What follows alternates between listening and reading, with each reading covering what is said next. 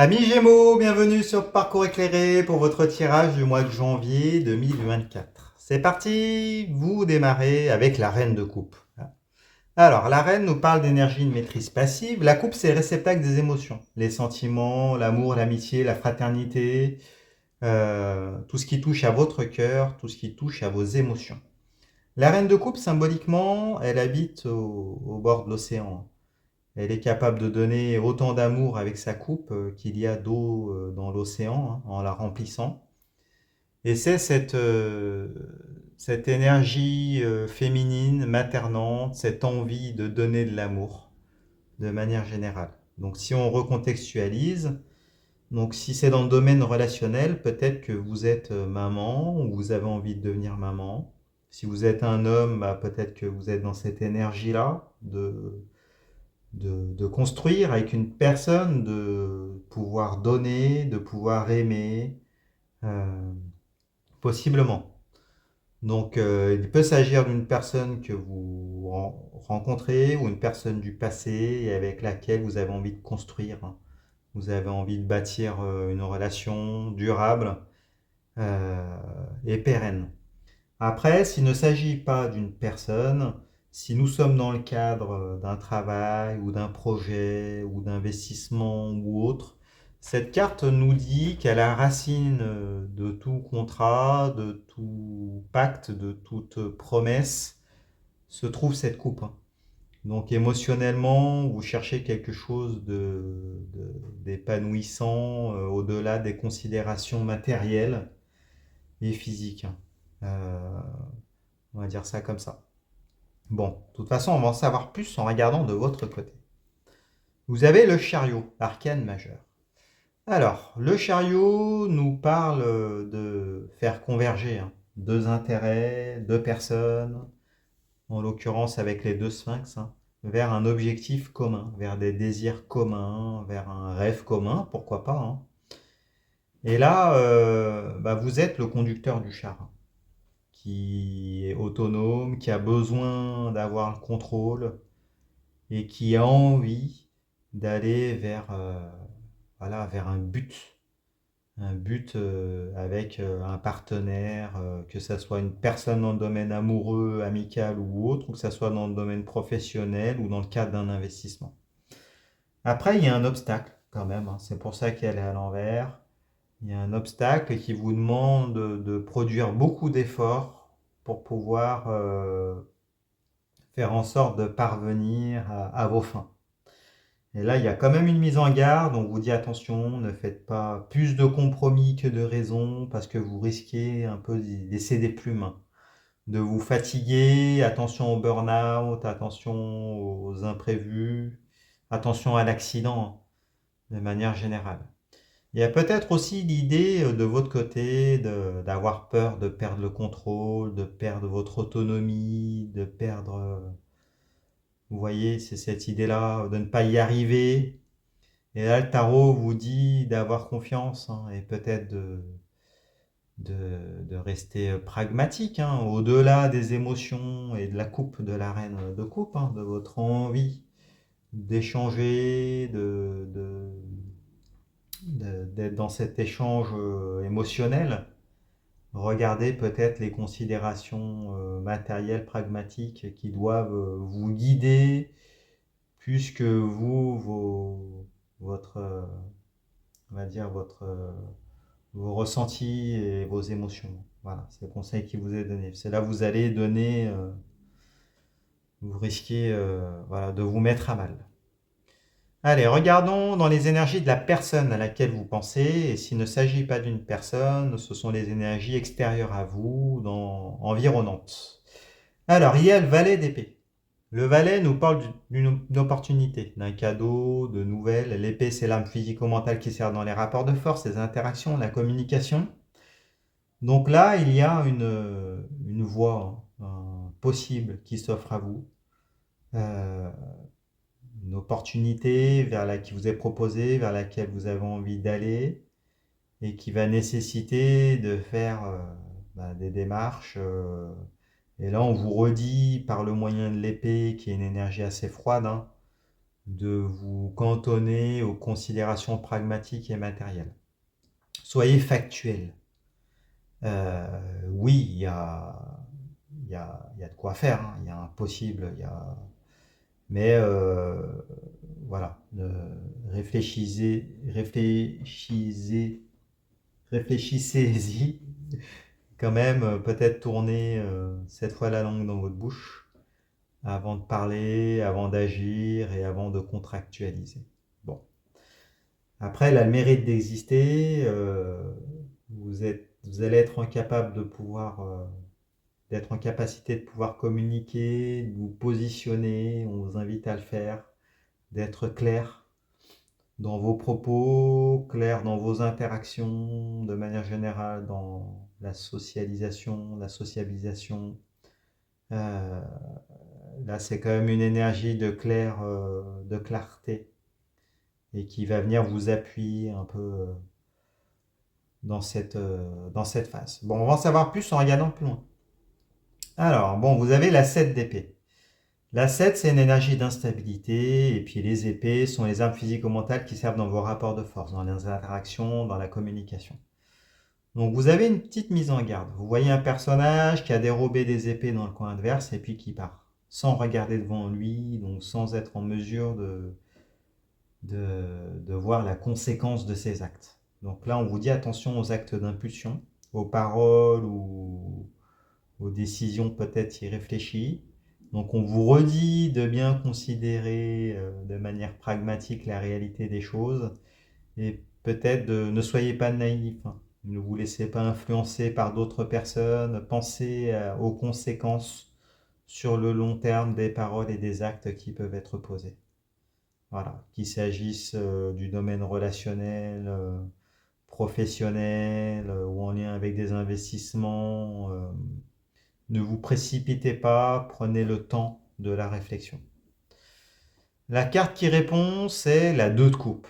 Bon, bah voilà, on a plus d'éléments. Alors, donc, chez cette personne ou dans les énergies environnantes, extérieures à vous, la 2 de coupe nous parle de réciprocité dans le domaine des couples qui sont les réceptacles des émotions, les sentiments, l'amour, l'amitié, la fraternité, tout ce qui touche à votre cœur, tout ce qui touche à vos émotions. Donc pour certains, il se peut que vous fassiez la rencontre d'une personne, hein, ou que cette personne avec laquelle vous voulez faire converger vos objectifs, ben, ce soit dans le domaine amoureux ou amical, hein, c'est possible. Mais en tout cas, on vous confirme que c'est réciproque du point de vue émotionnel. Il y a une réciprocité, une montée du désir qui est symbolisée par le lion ailé. Et puis un échange de couple entre ces deux personnes là qui sont ensemble, hein. Donc dans le domaine amoureux, bah, peut-être que vous êtes chamboulé émotionnellement, vous avez le sentiment de perdre le contrôle. Ça expliquerait pourquoi la carte du chariot est à l'envers. Vous avez peut-être besoin de tout maîtriser, il y a peut-être des désaccords. Vous voulez vous projeter, peut-être pas l'autre de manière immédiate, mais bon, on vous invite à la communication, à prendre le temps, parce que la confirmation est là, que oui, vous avez envie de donner de l'amour, cette personne-là a aussi envie d'en donner, et il y a une réciprocité, donc il n'y a aucune raison que ça ne fonctionne pas. Donc soyez rassurés. S'il s'agit du domaine professionnel ou en lien avec des investissements ou autre, pareil, hein. La personne avec laquelle vous contractualisez, ou vous avez contractualisé, ou vous allez contractualiser, est dans la même dynamique que vous, et vous êtes sur la même longueur d'onde du point de vue des émotions. Donc ne paniquez pas. On revient de votre côté, et là on a un élément qui explique pourquoi vous êtes un peu chamboulé, un peu perturbé, parce que dans le passé, semble-t-il, vous avez subi des trahisons. Vous avez la 5 d'épée. Symboliquement, donc ça nous parle d'abus, de trahison, de divergence, et vous voyez de manière picturale, hein, un personnage qui a noué deux nouvelles alliances, symbolisées par les deux épées qui sont là, au détriment de deux autres qui sont laissées à terre et qui appartenaient aux deux personnages qui s'en vont en arrière-plan, désabusés, et puis dans la tristesse. Donc il y a des épreuves par lesquelles vous êtes passé et qui vous ont, voilà, vous avez été trahi. Donc si c'est une personne du passé qui revient vers vous, hein, premier cas, c'est possible. Et ben, il y a toujours cette trahison qui est là en arrière-plan. Et puis, ben, pardonner, c'est comme s'enlever l'épée qui vous a été plantée, puis la redonner à celui qui vous l'a plantée. Donc, c'est toujours un peu problématique. Premier cas de figure. Après, si c'est une nouvelle personne, ben, vous avez toujours un passé, peut-être des schémas répétitifs dans lesquels vous avez toujours été trahi ou souvent trahi, et donc vous ne voulez pas que ça se reproduise. Il y a peut-être des peurs qui viennent, on vous encourage à faire ce travail sur vous, hein, pour fermer les blessures du passé, pour vous lancer, c'est possible. Pareil, si c'est dans le cadre du travail ou d'investissement ou autre, vous avez des peurs qui sont peut-être irrationnelles, hein. Qu'on vous trahisse, qu'on abuse de vous, vous avez peur qu'émotionnellement comment on pourrait dire, on vous fasse miroiter des choses, hein, on abuse de votre gentillesse. Bon, après, on vous dit que oui, ça existe, hein, mais ça reste encore une épée. Donc, on vous dit de manière générale de vous cantonner aux faits. Et puis, petit conseil supplémentaire, hein, dans l'indécision, prenez le temps et puis écoutez votre corps et écoutez vos ressentis avant d'agir. La carte qui répond, c'est la roue de fortune. Arcane majeure en position inversée. La roue de fortune nous parle de mouvement. Ça va s'accélérer, là à l'envers, donc il y a peut-être des bémols, de l'inattendu, peut-être des mauvaises surprises, des grains de sable qui viennent s'immiscer dans les rouages, hein, qui vont venir pointer le bout de leur nez, des considérations pragmatiques, matérielles, des responsabilités, peut-être des nouvelles inattendues qui vont être là, qui sont inhérentes à toute démarche de projet, hein. Il ne faut pas se le cacher. Mais en tout cas, ça va bouger. Vous allez avoir une opportunité et là, on vous dit, avec vos peurs, de ne pas rater cette opportunité. Parce que vous risquez de la laisser filer si vous avez peur de perdre le contrôle ou si vous avez toujours, si ce sont les blessures du passé qui viennent un peu vous empêcher ou qui viennent se, voilà, se placer comme un nuage devant le soleil émotionnel que vous partagez avec cette personne à laquelle vous pensez. Bon, on regarde plus loin comment ça va se terminer. Et bon, bah, ça va bien se terminer, heureusement pour vous. Même très bien se terminer parce que vous avez le roi de coupe. Alors, le roi nous parle de maîtrise, énergie de maîtrise active, hein. La coupe, c'est réceptacle des émotions, les sentiments, l'amour, l'amitié, la fraternité, tout ce qui touche à votre cœur et à vos émotions. Donc, vous avez la reine de coupe et le roi de coupe. Donc, bon, finalement, euh, ça va très bien se terminer. Le roi de coupe, il habite au milieu de l'océan. Il est capable de donner autant d'amour au moyen de sa coupe qu'il y a d'eau dans l'océan. C'est la carte du patriarche. Donc là, vous avez la matriarche, le patriarche, l'élu de votre cœur. Donc si c'est dans le domaine amoureux, là, il se peut bien qu'il y ait... voilà, ça y est, vous avez trouvé la personne de votre vie, l'homme de votre vie, la femme de votre vie. Vous allez faire couple, hein. De toute façon, on vous le confirme, vous avez la reine de coupe, le roi de coupe et le 2 de coupe.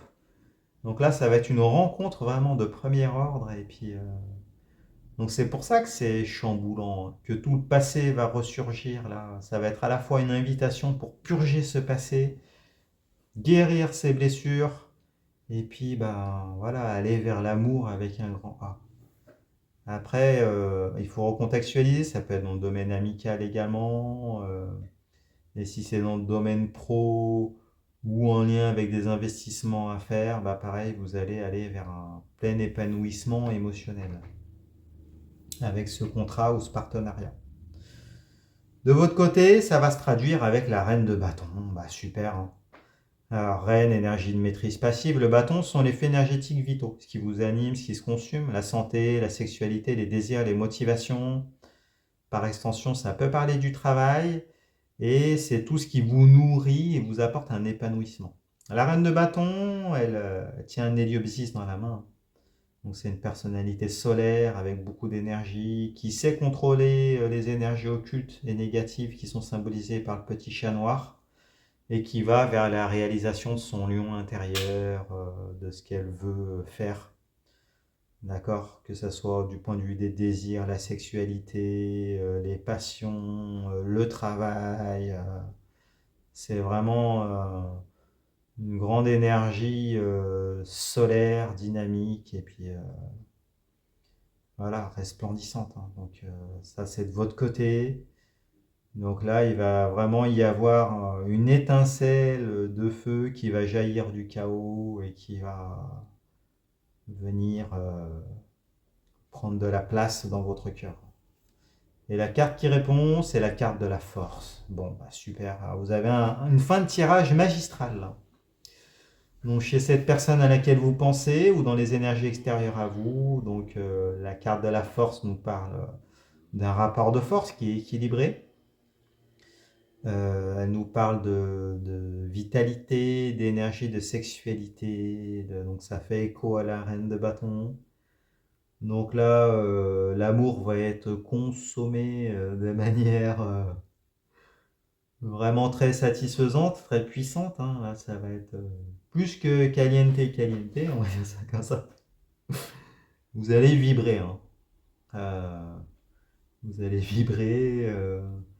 Ça va être vraiment comme si c'était d'un tout autre niveau, hein. Vous allez réaliser votre lion intérieur, avoir le sentiment de vous accomplir, de vous libérer énergétiquement, d'assouvir vos désirs dans leur pleine puissance, couplé au roi de coupe et à la puissance de l'amour. Bon, je suis vraiment curieux de savoir comment ça va se passer. Dites-le nous dans les commentaires, là, ça c'est vraiment intéressant, mais vous allez vraiment terminer ce mois-là dans la plénitude émotionnelle, sentimentale et la pleine puissance du point de vue des énergies et du désir, hein. Donc là, je crois que c'est difficile de faire mieux.